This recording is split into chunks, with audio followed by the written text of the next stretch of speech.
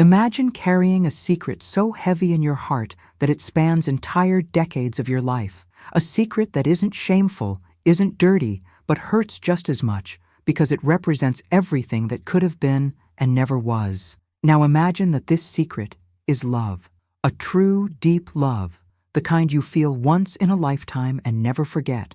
And imagine that this love remained locked inside her chest for 55 years. It seems impossible, doesn't it? But that's exactly what happened to Sister Margaret.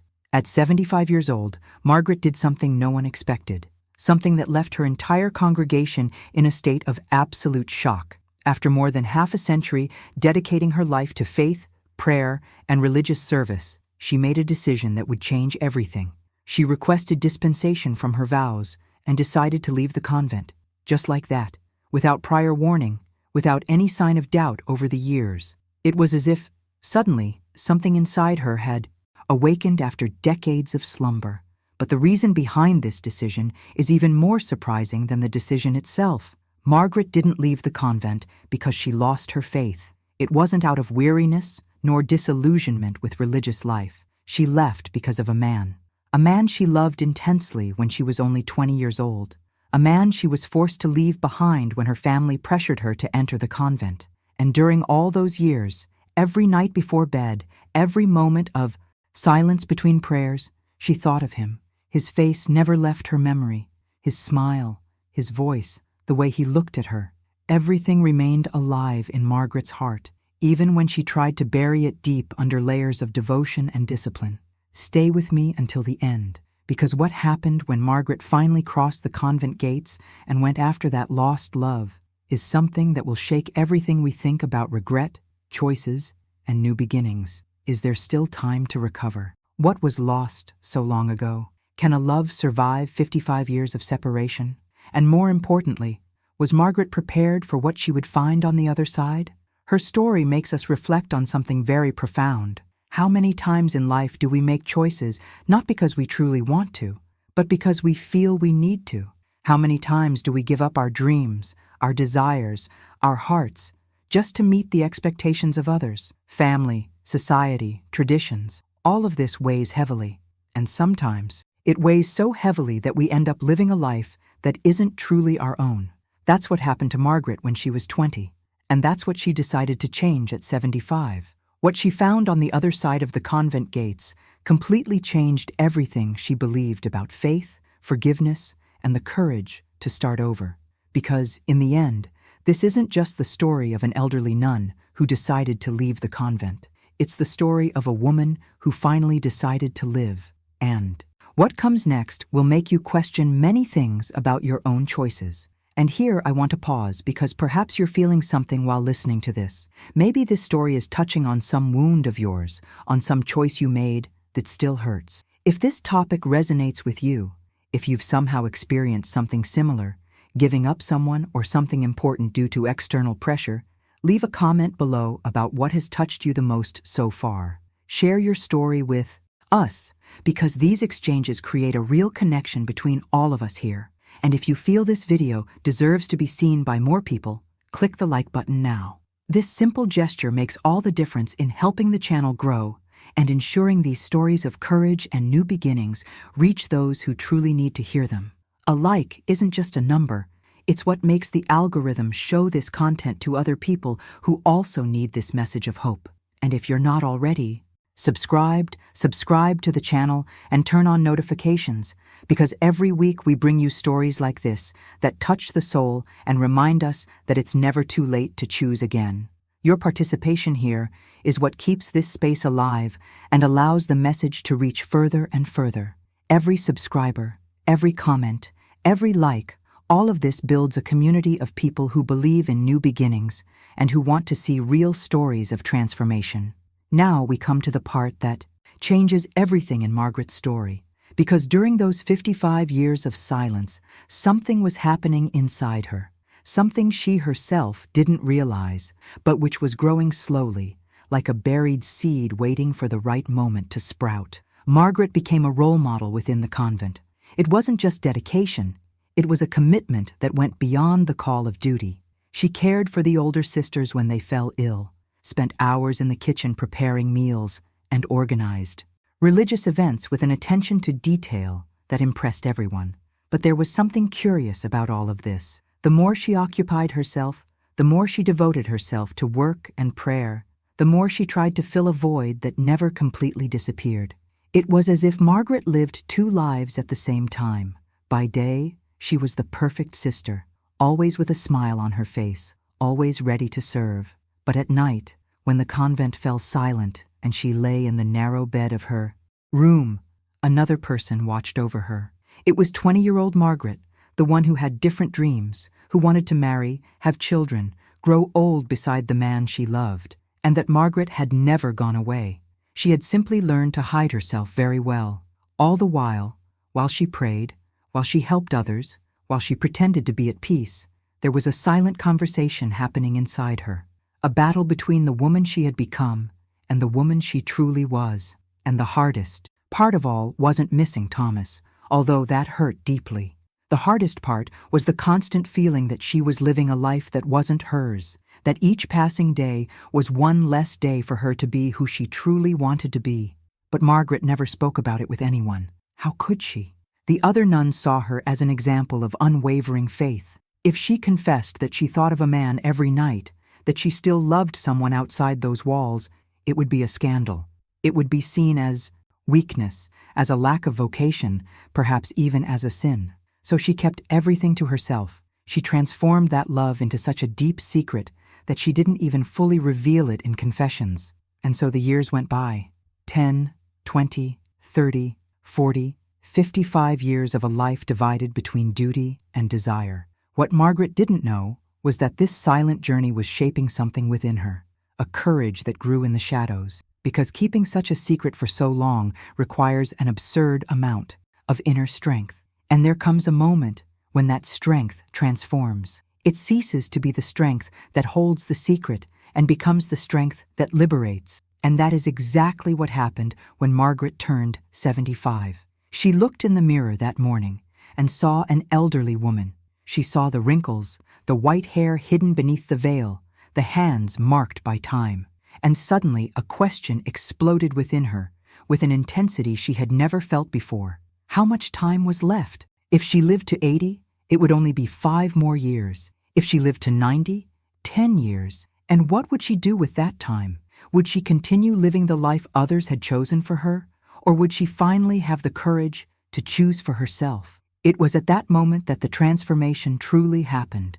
Margaret realized that the fear that had kept her trapped all these years, the fear of judgment, of what others would think, of disappointing her family even after so much time, that fear suddenly seemed small compared to the possibility of dying without ever having truly lived. And that revelation changed everything.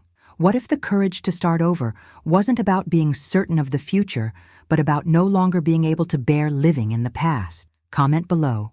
What fear is still preventing you from making that choice you know you need to make? So let's understand what really happened when Margaret made the most important decision of her life.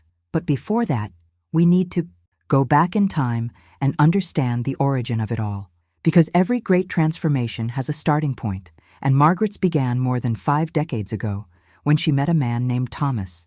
They met in a simple way, one of those encounters that seem ordinary at first, but that mark life forever. Margaret was 18 years old and still living that phase of life where everything seems possible. She dreamed of things that any young person dreams of: building a family, having a house full of laughter, growing old alongside someone who truly loved her. And when Thomas appeared in her life, it was as if all those dreams had finally gained a face, a name, a real possibility. Thomas was kind, with a calm way of speaking that made Margaret feel comfortable. They spent hours talking about everything and nothing. He told her about his plans for the future, and Margaret shared her dreams. And little by little, without realizing it, they became an essential part of each other. That kind of love that doesn't need grand gestures to exist, that grows naturally, that settles in the heart without asking permission. For 2 years, Margaret lived what she considered the best phase of her life. She and Thomas made plans for marriage, where they would live, what their life together would be like. She already imagined the children they would have, the garden she would tend, the afternoons they would spend growing old side by side. It was all so clear in her mind that it seemed inevitable. But what Margaret didn't know was that her family had other plans. Margaret's father was a traditional, rigid man, one of those who believed that the fate of their children should be decided based on what was best for the family's honor. And for him, having a daughter in a convent was a distinction, a status that few possessed. Her mother, in turn, saw the convent as a sacred duty, as if it were the only way for Margaret to guarantee the salvation of her own soul and that of the entire family. And so, without consulting their daughter's feelings, they decided Margaret would go to the convent. When she found out, it was as if the ground had disappeared beneath her feet. She tried to argue, tried to explain that she loved Thomas, that she had other dreams, that this wasn't what she wanted, but the pressure was brutal. Her father threatened to disinherit her, her mother cried, saying that Margaret was condemning the family to sin. Her siblings sided with their parents. And Margaret, at only 20 years old, without the strength to face everyone she loved, without knowing how to fight against such a rigid family structure, simply gave in. She never told Thomas the truth. She didn't have the courage to look him in the eye and say that she was being forced to leave him. She simply began to distance herself, to make excuses, to become distant. And Thomas didn't understand. He asked what had happened, what he had done wrong, if there was anything he could fix. But Margaret didn't answer. She thought it would be easier that way, that if she simply disappeared, he could move on. The day she entered the convent, Thomas was there. Margaret saw him from afar, standing in the street, his eyes red and his face wet with tears. He didn't shout, didn't try to stop her. He just stood there, watching, waiting for her to change her mind. And Margaret, her heart broken into 1,000 pieces, crossed those gates without looking back. That was the last image she had of him, a shattered man, not understanding why the love of his life was leaving, and that image remained etched in Margaret's mind for 55 years. Every night, before going to sleep, she saw that face. Every time she tried to pray, to forget, the memory returned even stronger. Because abandoning someone you love, even under pressure, even without choice, leaves a mark that time cannot erase. And Margaret carried that mark throughout her life within those walls. Comment below. What was the hardest choice you ever had to make because of pressure from other people? But what happened behind the scenes during those 55 years of separation is even more intense than it seems, because Margaret didn't simply forget and move on. She lived a kind of double life, where on the outside, everything seemed to be in its place, but inside there was a whirlwind of unanswered questions that accompanied her every day. For more than half a century, Margaret dedicated herself completely to her work at the convent. She helped hundreds of people who knocked on the door, asking for food, shelter, and spiritual guidance. She taught children to read and write in the classes the convent offered to the community. She cared for dozens of sick people, spending sleepless nights beside elderly people who needed company in their final moments. Her routine was intense, and perhaps that was exactly what she needed, to keep her mind occupied all the time so she wouldn't have room to think about what she left behind. But every night, when the convent fell silent and she finally lay down in bed, it was as if a door opened inside her, and there, in that space between the day's weariness and the sleep that was slow to come, Margaret thought of Thomas.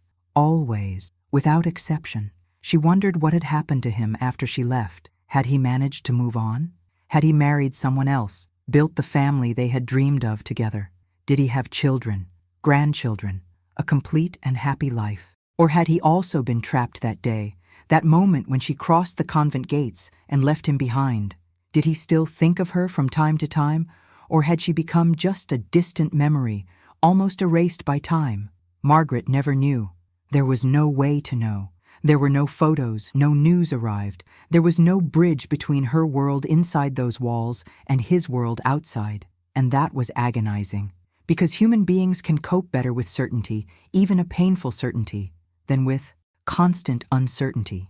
If Margaret knew that Thomas had moved on, had been happy, perhaps she could make peace with her own choice. Or if she knew that he had also suffered, but eventually found peace, perhaps she could forgive herself. But knowing nothing, living entire decades without any information, was like carrying a wound that never fully healed. What's fascinating about this journey is how Margaret managed to function all these years. She didn't fall into a deep depression. She didn't abandon her responsibilities. She didn't become bitter or resentful.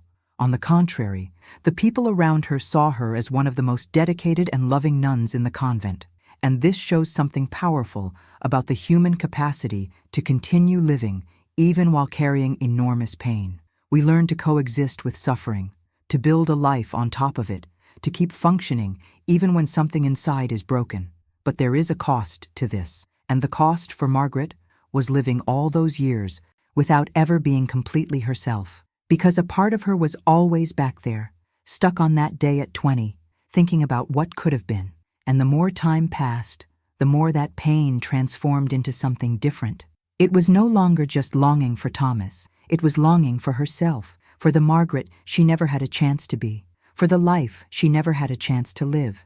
And the most painful thing of all is that Margaret believed this was her cross to bear, that it was her destiny, her penance, perhaps even her way of serving God, to accept suffering in silence and transform it into service to others. For a long time, she truly believed this, until something changed. Something inside her began to scream louder than the voice of resignation.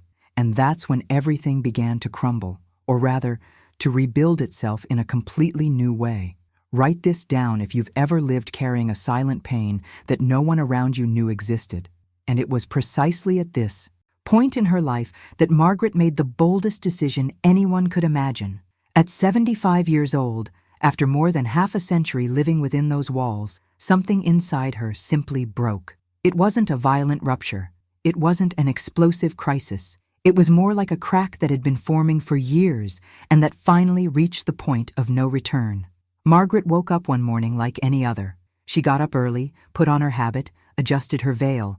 But when she passed the mirror, before leaving her room, something made her stop. She looked at her own reflection and truly saw herself for the first time in a long time. She saw an elderly woman, her face marked by decades, her eyes carrying a weariness that went far beyond the physical. And suddenly, a question exploded inside her with a force that almost knocked her down. Did I live my own life, or the life that others chose for me? That question echoed in her head all day, during prayers, during work, during silent meals. It was as if finally, after 75 years, Margaret was being honest with herself for the first time. And the answer to that question was painful, but it was clear. She had lived the life her family had chosen for her. She had obeyed, served, fulfilled the role expected of her, but she had never truly lived as herself. And then came another, even more urgent revelation. How much time was left? Margaret knew that life expectancy wasn't infinite.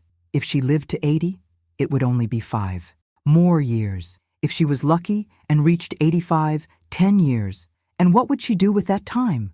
Would she continue in the same routine, waiting for death to arrive while carrying that weight on her chest? Or would she have the courage to do something completely different, even if it was too late, even if people didn't understand?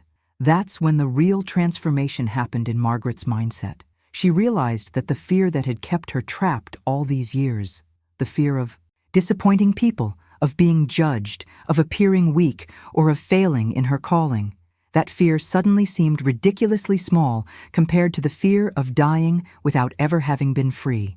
And that change in perspective was the trigger for the bravest decision of her life. Margaret requested a meeting with the Mother Superior.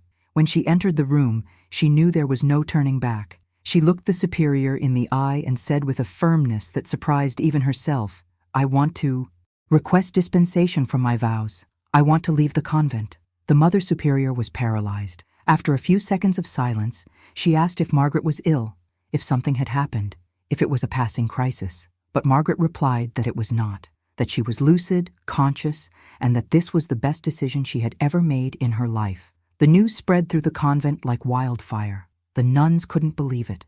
Margaret, the most devoted of them all, was leaving. Some reacted with silent shock, others with genuine tears of sadness. But there were also those who reacted with judgment.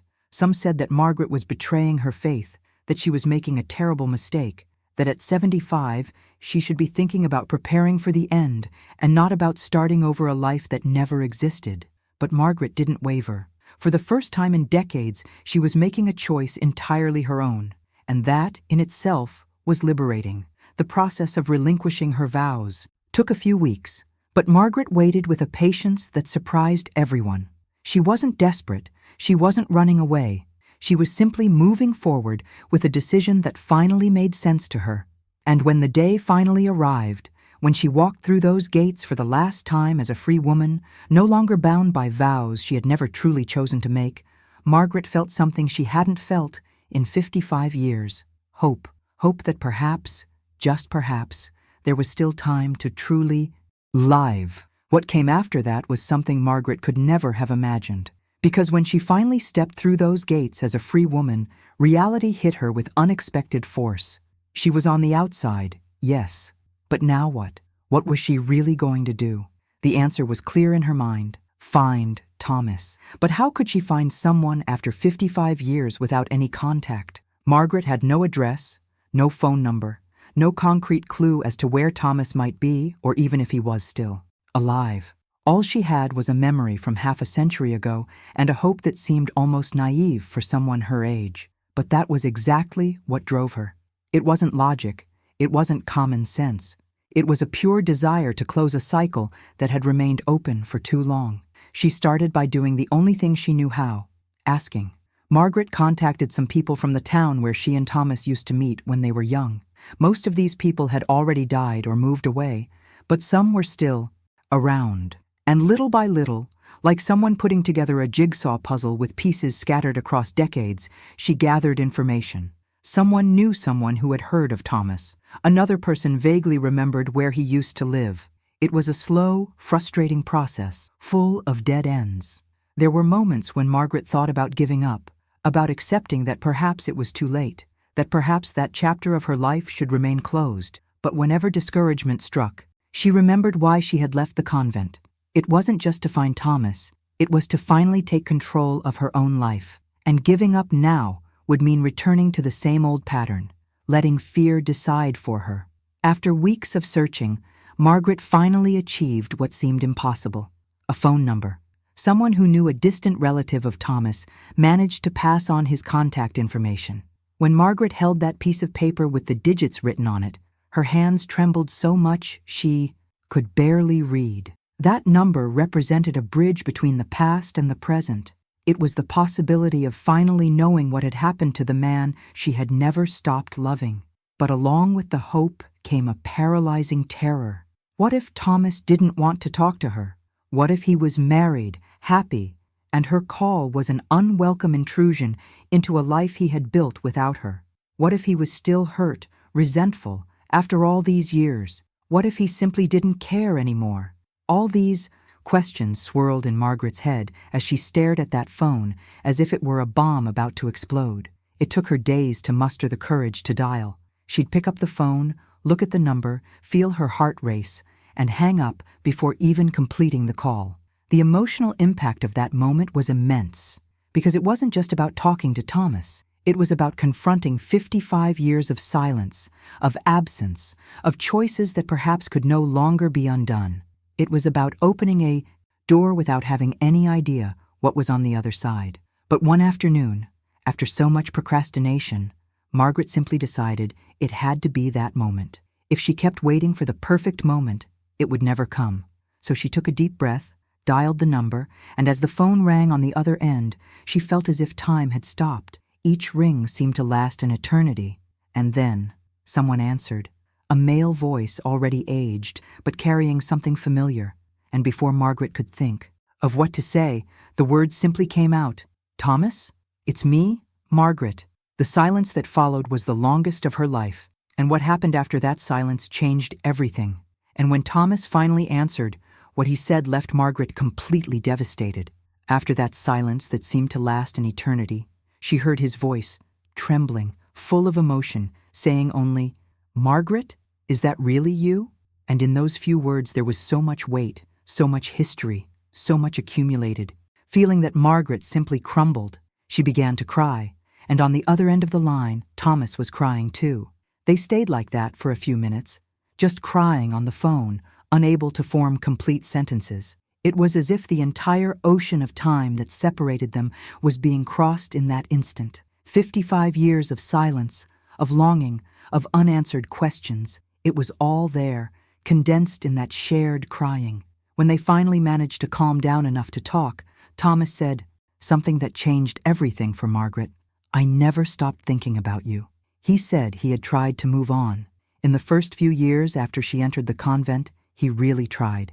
He dated other women, tried to build new relationships, tried to convince himself that it was possible to love someone else, but he never could. Every time he started to get close to someone, he found himself comparing himself to Margaret, and no one came close to what he felt for her. So, after a while, he simply stopped trying. He accepted that that love was unique, and that perhaps that was how he would live the rest of his life, alone, but carrying a memory that was worth more than anything else. Margaret couldn't believe what she was hearing. For all those years, she had imagined Thomas had moved on, that he had married, built a family, been happy, and to know that he too had been trapped in that love, that he too had carried that pain in silence, was both devastating and comforting. Devastating because it meant they had both lost decades they could have lived together. Comforting because it meant that that love hadn't been just hers. It had been real, deep, shared. They talked for hours on that first call. They told each other everything that had happened in their lives. Thomas spoke about the work he had done, the places he had lived, the difficulties he had faced. Margaret spoke about life in the convent, about the work she had done, about how she had never been able to erase the memory of him. And at the end of that conversation, they made a decision. They needed to see each other in person. They couldn't stay just at a distance, just in words, any longer. They arranged a meeting. When the day arrived, Margaret was so nervous she could barely breathe.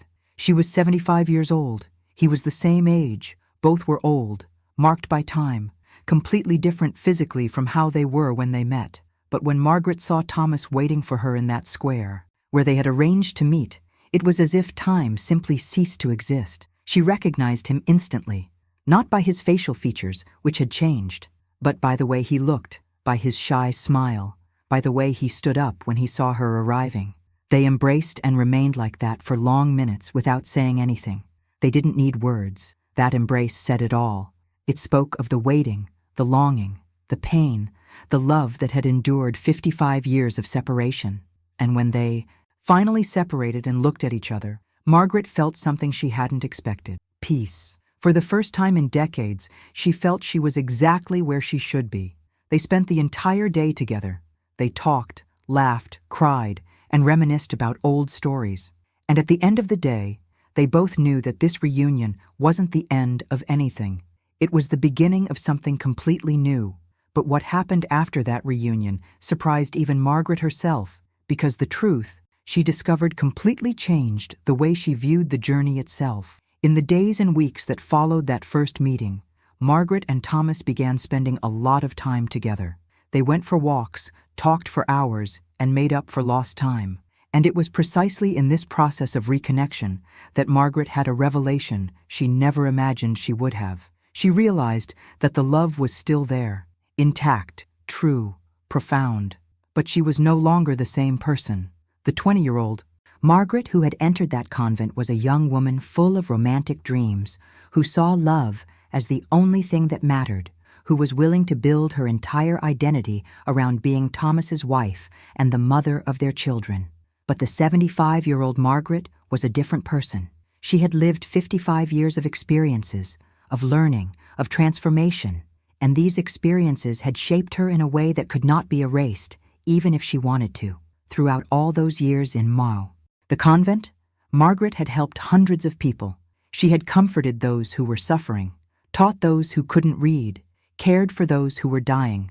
She had developed an inner strength, a wisdom, a way of seeing the world that only came about because she had lived that life. And suddenly, Margaret found herself facing an uncomfortable but liberating truth. She didn't regret having served. She didn't regret having helped so many people.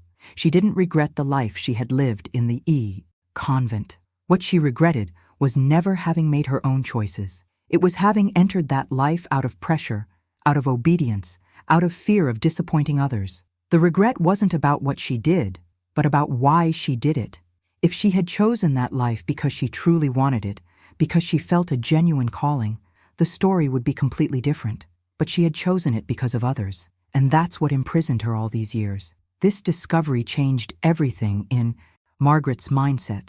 She talked to Thomas about it, and to her surprise, he understood perfectly. He had changed too. He was no longer the young man who had waited for her 55 years ago.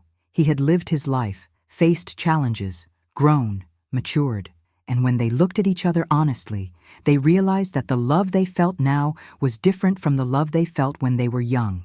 It wasn't less important, but it was different. It was a more conscious, more mature love, based on who they really were now and not on who they had been in the past. And that's when something unexpected happened. Margaret and Thomas decided they weren't going to try to make up for lost time. They weren't going to try to live as if they were young again. They weren't going to get married and pretend the last 55 years hadn't happened. Instead, they chose to build something new, a deep friendship, constant companionship, mutual support. They saw each other almost every day, shared meals, talked about everything, but they didn't try to force a romantic relationship that no longer made sense for who they were now.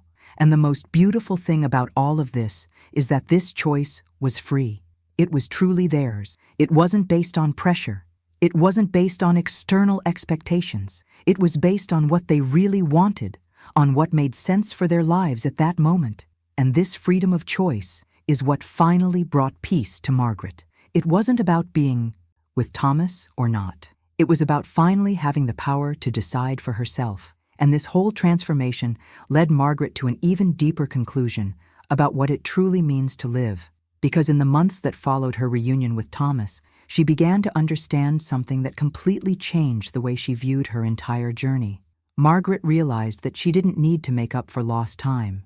This idea of recovering, of compensating, of trying to go back and live what she hadn't lived, all of that was an illusion. That time wasn't wasted. It was hers. Every day of those 55 years inside the convent was part of her life, building who she was at that moment. The people she helped, the lessons she learned, the strength she developed, none of that would exist if she had taken another path. And trying to erase that or pretend it didn't happen would be denying a huge part of herself. Margaret understood that the problem was never the life she lived. The problem was not being aware that it was a choice. It was living on autopilot, following expectations, without ever stopping to ask what she really wanted. And now, at 75, for the first time in her life, she was living with full awareness. She was actively choosing how she wanted to spend her days, and the choice she made was beautiful in its simplicity. Margaret and Thomas became great friends, companions on their journey, people who met for coffee, to talk about life, to share comfortable silences. It wasn't the passionate romance of their youth. It wasn't the marriage with children and grandchildren she had imagined at 20, but it was real. It was true. And above all, it was their choice. Margaret started doing other things too, things she had never done before because she was always following a schedule that wasn't hers. She started painting. She discovered she had a natural talent for watercolors and spent hours creating landscapes, portraits, abstractions. She started reading books. She had always wanted to read but never had time for. She started traveling to nearby places just to explore, with no purpose other than to be present and enjoy. And all these little things, which seemed so simple, were actually revolutionary because they were completely hers. The impact of this change in mindset was profound not only for Margaret, but for the people around her. When some of the former nuns from the convent learned how she was living, they were surprised. Some expected her to be desperately trying to relive her youth or hastily marrying Thomas. But when they saw that she was simply living lightly, freely, without trying to compensate for anything, some of them began to reflect on their own lives as well. Margaret began receiving visits from some younger nuns who were facing similar doubts. They asked her how she had found the courage to leave, if she thought she had done the right thing, if she wasn't afraid of judgment. And Margaret always answered the same thing. The right thing isn't to leave or to stay. The right thing is to choose. It's to stop living on autopilot and start living with intention. If you chose to be there and you're at peace with that, then you're in the right place. But if you're there because you're afraid to leave, because you think you have no other option, then it doesn't matter where you are, you're not really living. The wisdom that Margaret developed came precisely from having lived both experiences. She knew the weight of living a life that wasn't hers, and now she knew the lightness of living a life consciously chosen. And this comparison, this contrast, is what gave her a clarity that few people have. She wasn't preaching a formula. She wasn't saying that everyone should do what she did. She was simply saying, choose. Whatever you choose, let it truly be yours. And it is precisely this lesson that concludes Margaret's story with a powerful teaching for all of us. Because when we stop to think about what she truly achieved, it wasn't a fairy tale ending. It wasn't the perfect marriage she dreamed of at 20. It wasn't the large family with children and grandchildren. It wasn't the magical recovery of everything she lost. What Margaret achieved was something far more valuable than all of that. She achieved herself. Margaret's story teaches us something many people need to hear. It's never too late to start over. And when we say never, we mean never. It doesn't matter if you're 30, 50, 70, or 90 years old. It doesn't matter how many years you've spent living according to what others expected of you. It doesn't matter how many choices you made out of fear, obligation, social, or family pressure. What matters is that while there's life, there's a chance to choose again. And that's a truth that our society often tries to hide, especially from older people.